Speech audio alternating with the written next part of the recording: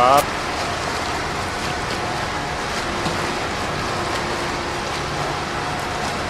So good stuff going on. Body position pretty good. Your legs are high in the water. Head position pretty good. Pulling off to the side just a bit when you turn to breathe. Not terribly, but staying level in the water. That's good. Extension pretty good.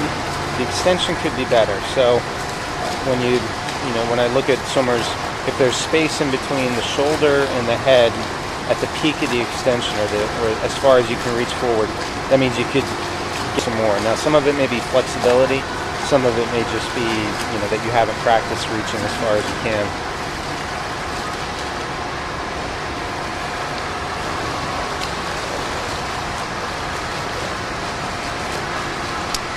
With the kick, looks like you have a sort of straight leg kick going on,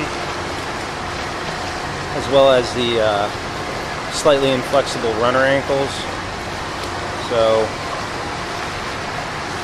see how your feet are pointed down a bit. That's something you work on through ankle flexibility, so that the feet be a little more flat in the water. So when you kick down, it provides more thrust. And the finish of the stroke,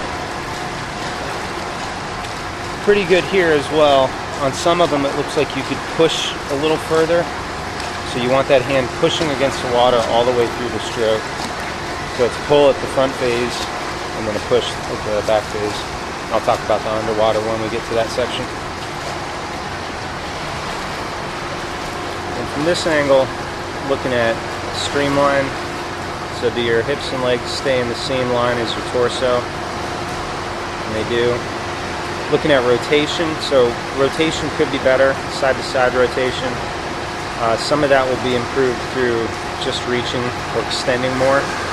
Some of that may be a bit of a conscious effort to get more on your side when you're reaching. Here, looking at where you place your hands. So when you're not breathing, they're going right in front of your shoulder, which is good. When you're breathing to the left, you can see how that hand goes in front of your head, and that throws you offline a little bit. And then the line you're pulling back is good. The path of your hand through the water looks pretty good.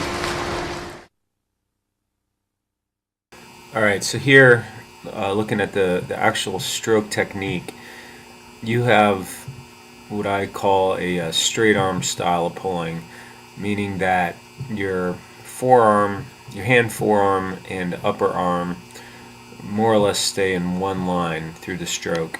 That's sort of the second best way to swim freestyle. The issue with that style of swimming is that the first third of the stroke or so winds up really just pushing water down. You get a little bit of water being pushed back, but it's mostly pushing down. So you're losing out on some forward motion that you could gain. You're not pulling too far under your body, so the path is good. At the finish, it looks like your hand rotates in towards your body as you're finishing the stroke. You want to keep that hand flat to the back wall as long as is physically possible, so that you're pushing all the way through the finish.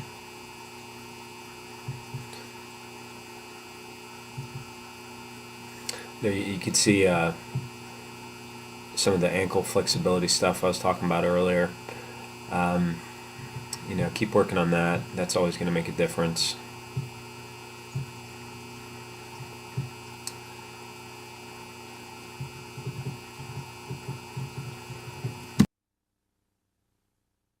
Alright, then here, the path, the line you're pulling back is good, staying pretty much on each side. Just a bit of, with the right arm going inward at the beginning of the stroke when you turn to breathe.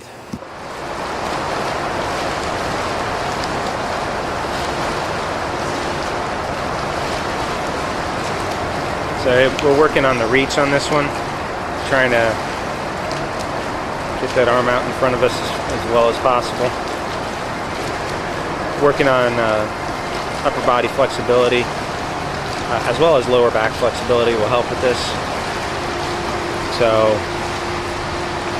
you know, I know it takes some time, but maybe after a swim or after warm up, you take a few minutes to do some stretching.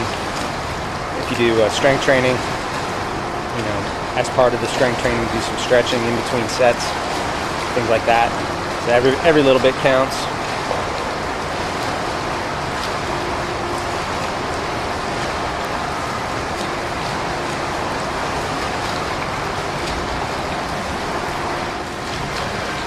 So working on the reach again. You could call it distance per stroke or a modified type of catch-up drill, but really just trying to get that reach. And by extension, your rotation here is better. There is a little bit of hips going side to side. My experience with that is that it's caused some lower back, maybe a little bit of lower back inflexibility. So just another way of saying keep stretching.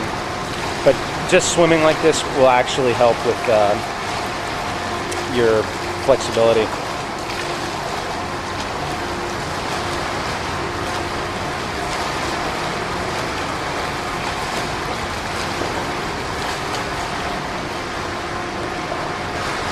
So working on the high elbow catch, doing one arm drill. Pretty good. Pretty good. Good. Good. All right, so you're getting it. Some are better than others, but you know what I look for here is seeing that hand and forearm basically disappearing from my view prior to the upper arm starting to really move back through the water. This is the best drill for it. Very good.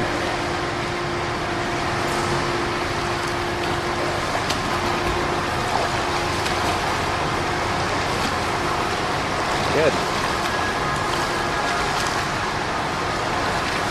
So any improvement here, you know, relative from the straight arm towards the high elbow catch is going to translate into improved speed.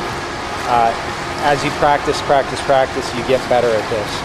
So I know you said you do a lot of your swim in open water. At least once a week you want to hit the pool and do some drills. So here, switching the focus to the push through. So definitely getting a longer stroke here as well.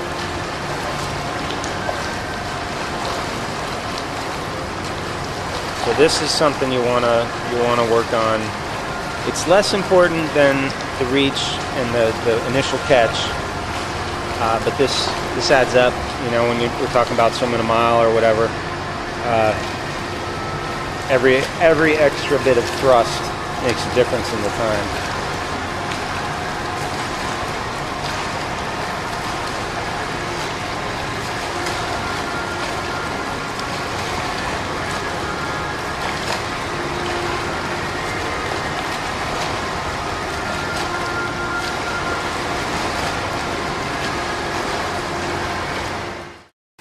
So this part are just freeze frames of the stroke underwater. So, you know, a little more rotation reach at the beginning, and then notice the upper arm, forearm, essentially a straight line. In that first part of the stroke, just pushing water down. So the high elbow catch, I know we talked about, that's where you reach forward, then you sort of internally rotate your shoulder. Your hand and forearm will take on a different angle. So your hand and forearm will angle down or vertical relative to the bottom of the pool, while your upper arm is still reaching forward. And the more of that style of stroke that you can get, the more power thrust you'll get out of each pull. Pretty much the same thing on this side. It's more or less a straight line with that upper arm, forearm on this side. One arm drill, really the most effective drill for it. Doggy paddle drill, if we went over that. If not, you can find that easily on YouTube. And then just thinking about it consciously when you're swimming, thinking about reach, roll the shoulder, catch the water, and I hope all that adds up and helps.